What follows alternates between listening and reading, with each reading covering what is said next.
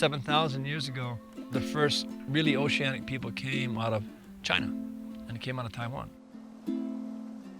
Then you get to Polynesia, this oceanic country bounded by Hawaii in the north and New Zealand in the southwest, and Rapa Nui in the east. 10 million square miles, bigger than Russia. And it was discovered by these extraordinary people. They were really the astronauts of our ancestors. They were the greatest explorers on the face of the earth.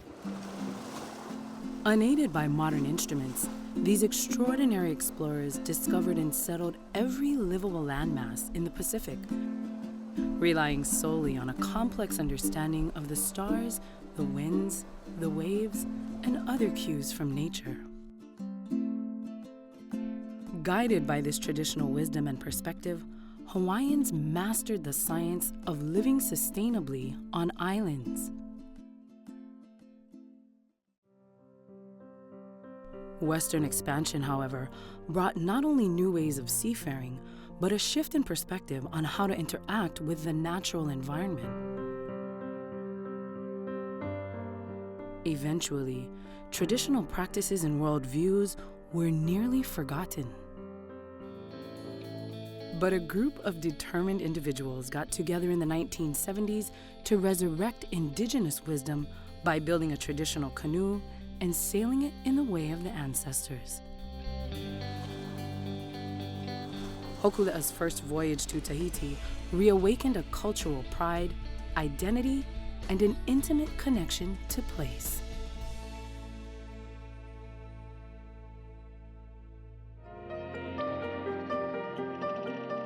In a generation, Hokulea has sailed over 140,000 nautical miles to reunite the world's largest oceanic nation.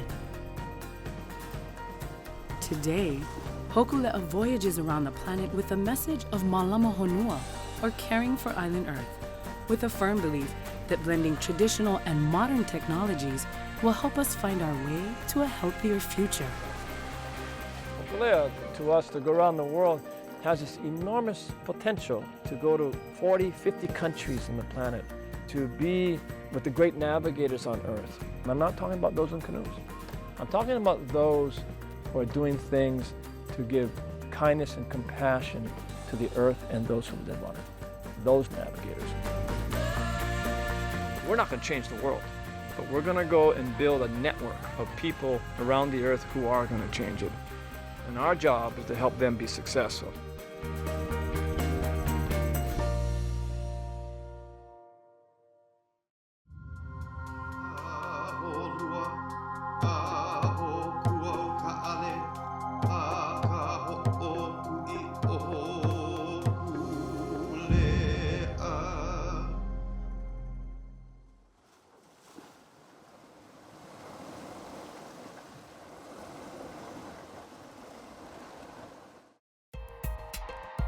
Hokulea left Sydney and started making her way towards the Great Barrier Reef. We stopped in Brisbane, and then we got to be housed at the Reef HQ Aquarium, which was the headquarters for the Great Barrier Reef during our time there.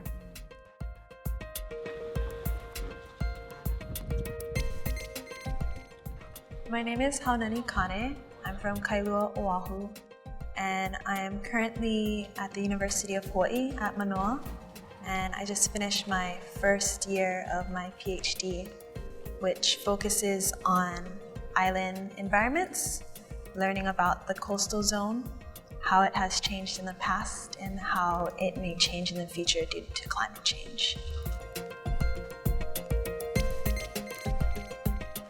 Haunani Kane was actually selected to sail Hikeanalia back from Tahiti to Hawaii.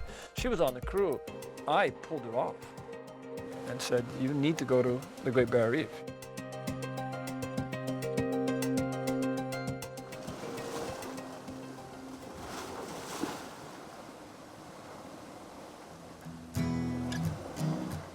So we're here in beautiful Townsville. We arrived yesterday morning and we are docked outside of Reef HQ, which is the center for education for the Great Barrier Reef. And we're going to be working with the folks at Reef HQ and the Great Barrier Reef Marine Park Authority to learn more about the work that they're doing to conserve the Great Barrier Reef. The Great Barrier Reef is one of those spotlights that we shine onto the importance of the oceans, because it's the biggest and oldest living ecological system on the earth. And it becomes our school. So we intentionally and strategically took the mission underwater. You need a tank? Yes. Okay. Yeah, please. You go one hand, that's it, that's fine. Okay, make this over the top. This is just secure. Pretty good though.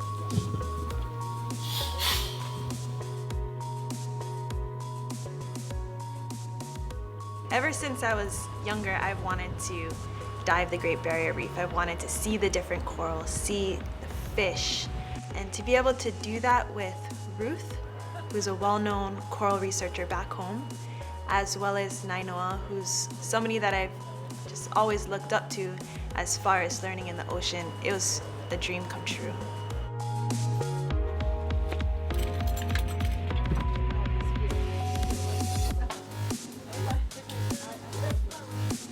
That's fine, eh? Okay, you ready?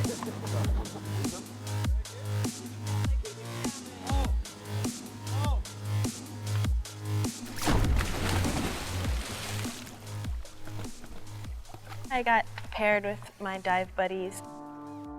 I was with Ruth first, and it was cool to be with her just because I know she spent so much time on the reef that her perspective, it's so sharp.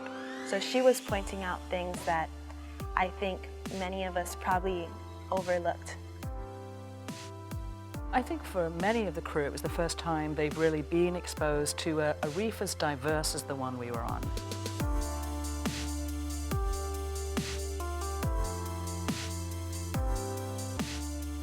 I've had the opportunity to dive on a number of reefs. First time I actually dove on a reef in Australia, my regulator fell out of my mouth because I had never seen anything like it. Corals stacked on corals, hundreds of species competing for space.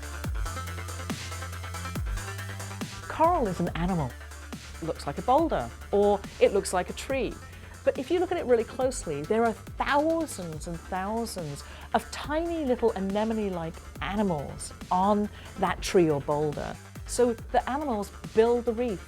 And the animals can do that because they harness the energy of tiny little plants that live inside their animal cells. That's a remarkable relationship. It's called a symbiosis. And so they're part plant, part animal. They're ancient. And we need to sustain these into the future because they are critically important to humans. To see these healthy reefs, it was mind-blowing. And then there was the other side of me that sees this from a geologic standpoint. So I saw these tall reefs and I was thinking of how much sand those reefs could make, how that sand could be transported to shore for beaches, for offshore islands. The dive itself was fun, but in having fun, it created the opportunity to have a much broader and perhaps more impactful discussion. What the reef is, why it's important to people, what the threats to the reef are, and the types of solutions that are out there in terms of protecting the reef. As we're burning more fossil fuels, we're increasing the carbon dioxide in the atmosphere, and what's happening is that's now dissolving into the ocean. Spending time with Ruth and learning about the things that she values and appreciates about the reef was really special. And one of the amazing things about her as a researcher is she sees the importance of engaging a community and working with the community to reaching a common goal. We're asking the question, if we can understand why individuals are doing so well, can we harness that knowledge then to breed corals that are better able to withstand future climate change? By visiting a lot of these different places, they have really helped me to see the broader impacts of my research. And it's really pushed myself to see the bigger meaning and the value of the work that we do. This experience in Australia and being around the Great Barrier Reef, it has impacted me personally in so many ways. We've done just about everything from going to the top research stations, million-dollar research stations, and how they're understanding the world through that perspective. Then engaging with the native communities and seeing how they view the world and how they use their understanding of the reef and its resources to understand themselves personally. So it's for our family to be recognised in this area to be able to manage that country. From this experience, I think what I've learned is if I can do anything to impact the world in any way, I hope it's by being a part of this movement to integrate two different mindsets, and hopefully somewhere along the line we'll get to a place where we no longer have to have this discussion about Western knowledge or this discussion about Indigenous knowledge, because our children or the future generations, they'll get it. So eventually we'll get to a point where it won't be one or the other. It'll just be science. Hanani becomes not just a geoscientist, she becomes a leader for tomorrow. And Hanani pulled Tahiti out of the sea last year. I mean, how many people on the planet can have that kind of resume? She, at the core, has the kinds of values that in the end we need, making the connection of their professionalism and their work to communities and to environment and to place. And that's probably the most important part of this voyage, is young people that are going to be able to realize real dreams that we never believed could happen. And that will change the world.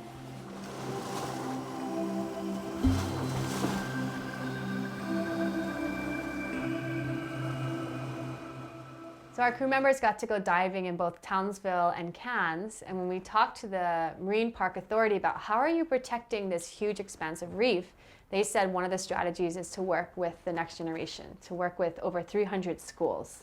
So we visited the Reef Guardian School program in a local school along the Great Barrier Reef. This world is changing extraordinarily fast. You can't be chasing change from behind. You have to get our children in front of the changing curve. I want to find out about what it is you do by learning and going around your campus to Malama Honua. Malama Honua is a Hawaiian word that means caring for our planet.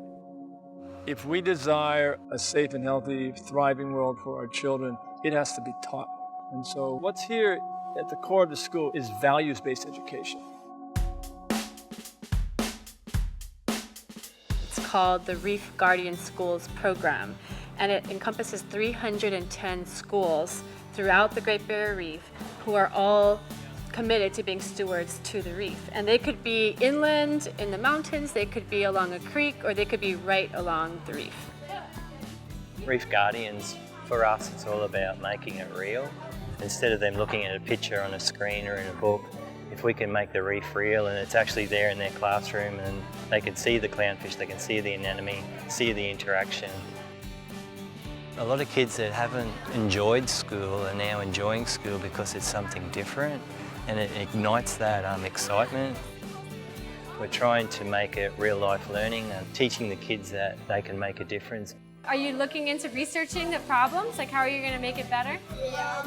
Tara was one of the amazing students who you could just tell got it. She understood who she was, why she was here, what she loved about her community, and how to take action. The environment, it's going to run out, so if we don't look after it, then we're not going to have anything left. For us, it was fascinating to see children, primary school age, to make these big connections into their world. That it wasn't just about learning math for math and science for science, but they were learning their core subjects through caring for the environment, and they were connecting all the dots so they can further outreach to their community. I want to be a marine biologist. Marine biologist? I want to be a zoologist. Zoologist? What about you? I just want to do anything that can help the environment. Wow! And if all of our kids in Hawaii could feel empowered to look at their ahupua'a, to look at their reefs, their forests, their creeks, and look how everything is connected, I think that is one of the biggest lessons we're going to take home. We arrived at a destination that I think is what we're seeking on this worldwide voyage. You know, places that are nurturing children to be prepared and knowledgeable and skilled and educated to take care of the earth. We are very lucky. Thank you. So after leaving Townsville, we sailed along the coast to Cairns, and we got to engage again diving in the Great Barrier Reef and looking at the beautiful ecosystem that's been protected. And then our crew took it all the way to the top of Australia to Thursday Island to connect with the community there, and then sailed all the way to Darwin on the west side. Today we just transitioned from Lake 12 to Lake 13, and we're preparing the canoe for our sail to Bali, Indonesia. We're here today at Darwin, Australia. The sail is going to be approximately 900 miles from here to Bali. We've seen some beautiful sunsets. Every night has been crystal clear, beautiful stars. We've even seen some sea snakes coming by, turtles, dolphins every day. So it's just been an amazing 3 days. We're looking forward to the next couple days and coming up to Ashmore Reef. And so the crew is going to be exploring some of those places and looking at some of the most pristine reef. It's a marine protected area.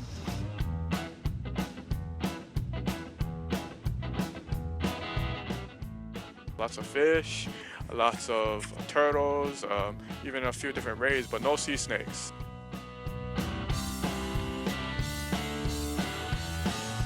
You know, even on a beach that's only populated by birds and nesting turtles, you find stuff like this. This is marine debris that's come from far away. It's obviously not from this small island.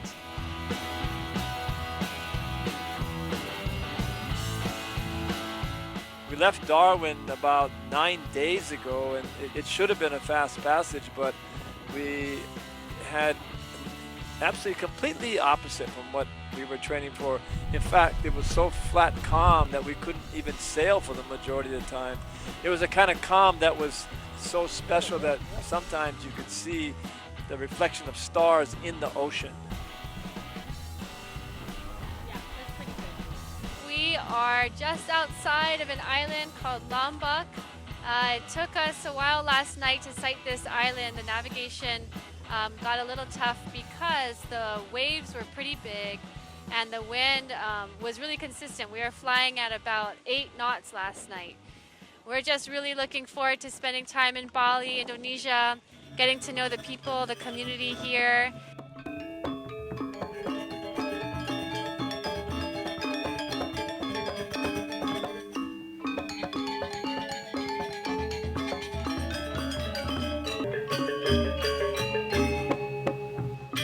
When we researched going to Bali, Indonesia, we actually realized that we weren't leaving our Polynesian home, we were actually returning to our deep ancestral roots, where the Austronesian people first came from. So it was kind of like a homecoming for Hokulea when we came into Bali. I knew about the Green School for years. I knew that it was doing environmental work, I knew that it was doing sustainability work, I knew that it involves children. But you don't really know it until you feel it, and you can't feel it unless you come. It's an amazing building, 7 kilometers of bamboo. It's reportedly the biggest and most beautiful bamboo building on the planet so far. Green School sits kind of in the middle of Bali in Indonesia. Our school's purpose is making our world sustainable. We have people come to enroll their kids in a school here from all over the planet. Not because we can guarantee their kids will be able to go to the best universities, rather we're equipping these students with a new vision of more sustainable lifestyle. Not having walls and having the air, the natural air flowing through and seeing the natural world around us, I think that that's important and that it does help us make sure that when we're learning things in a classroom that we realize that it has impact outside.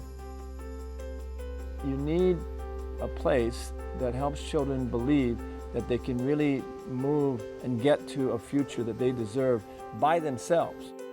This is a school for leaders. This is a school for innovators. This is a school for the kind of future kind of thinking that we need today.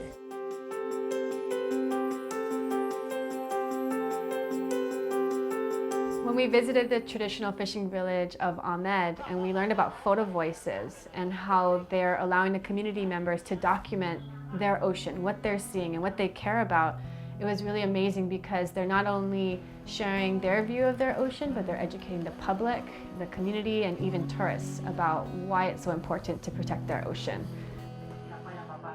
Yayasan kami, Lensa Masyarakat Nusantara, melakukan penguatan dan pendampingan masyarakat ini melalui fotografi salah satunya. Jadi mereka mengambil dokumentasi penting terhadap perkembangan pariwisata yang ada di wilayahnya dan juga kehidupan sosial ekonomi mereka.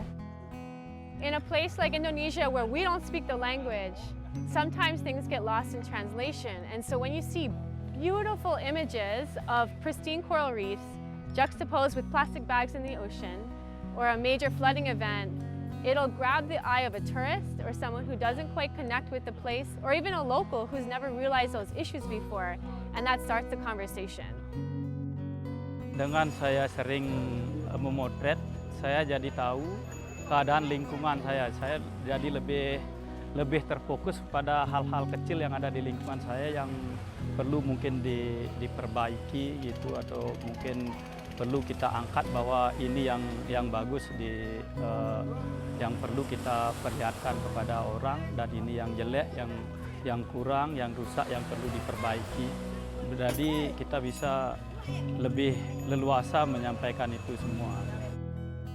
Today we have an amazing opportunity to bring together traditional fishermen, the government, some NGOs, and even photographers who are coming together kind of for the first time, welcoming us as guests to share with us how they're dealing with some of the major issues that we all deal with in ocean protection.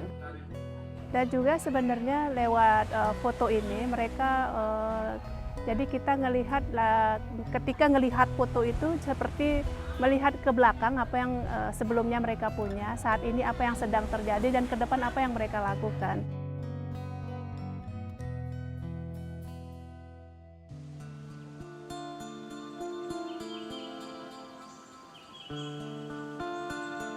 Walking up and seeing this massive temple just slowly rise out of the earth as you're coming up the hill, and then to find out that it's 2 million separate blocks of stone that were put together to hold this temple together, and you find out that it was made in the 8th century, and that over the last 40 years there's this massive effort to rebuild it. It was something that unlike I had ever seen before.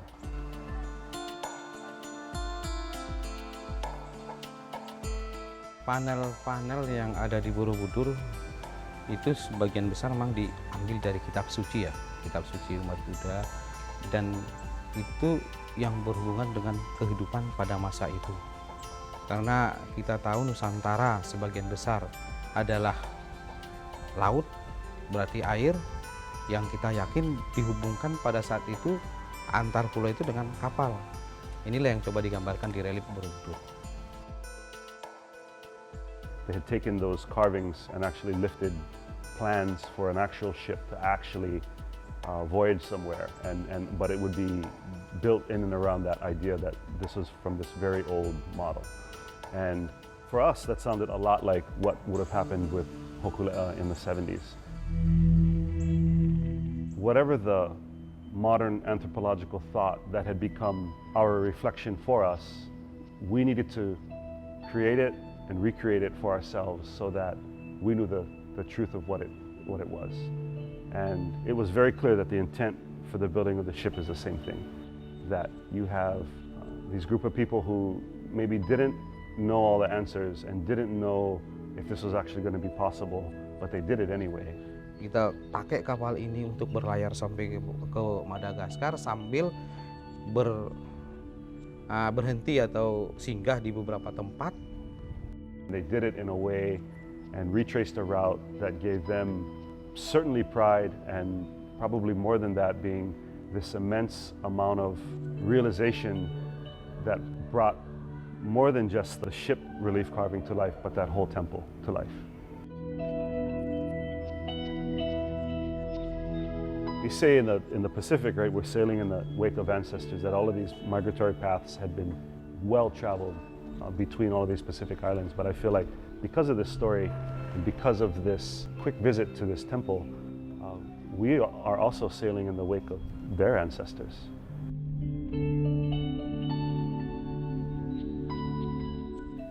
Right now, we're more than a year into the worldwide voyage. We've sailed throughout Polynesia, reconnecting with our Polynesian relatives and cousins and making new relationships. We've gone through Australia, into new waters, and now we're about to sail to Africa for the first time and learn brand new stories and be halfway around the world, the farthest we'll ever be from our home in Hawaii.